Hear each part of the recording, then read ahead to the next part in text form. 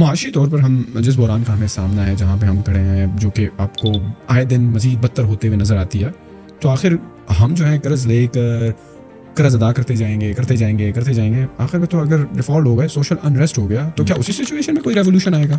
دیکھیں، ریولوشن کو جب آپ لفظ بولتے ہیں نا، تو آپ کا خیال شاید یہ ہوتا ہے کہ ریولوشن ایک ایسی تبدیلی جس کے بعد سب بہتر ہو جائے گا. میں پھر بار بار کو بتا رہا ہوں، ریولوشن پوری تاریخ میں گارنٹی نہیں کرتا. مطلب کہ ریولوشن اگر لوئس 16 گیا تو رابسپیئر آیا، رابسپیئر گیا تو کون آیا؟ نیپولین آیا.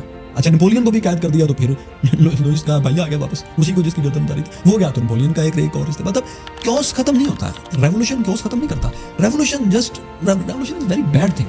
ایوولوشن از ریئل تھنگ، لیکن ایوولوشن کو بڑا ٹائم چاہیے. ایوولوشن کو پاکستان میں امید کی بات ایک کرتا ہوں، جس وقت جس نے بھی پاکستان میں یہ چیک کر رہا نا کہ پاکستان صحیح سمت میں جا رہا ہے یا نہیں، اس دن آپ سمجھ لیجئے گا کہ پاکستان صحیح سمت میں جا رہا ہے. کہ منیمم کسی چیز پر ایلیٹس کا کنسنسس ہونا شروع ہو جائے، اور وہ کہیں یار ان 4 5 6 باتوں پر ہم آج کے بعد سیاست نہیں کریں گے، اور وہ باتیں تمام کی تمام جو ہیں وہ عام میری اور آپ کے فائدے کی ہوں، اور اس پہ عمل ہونا شروع ہو جائے. 2 3 سال جب آپ دیکھ لیں گے یہ ہو رہا ہے، تب آپ سمجھیں گے ہاں اب ہم ہماری ٹریجیکٹری اب ٹھیک ہوگی.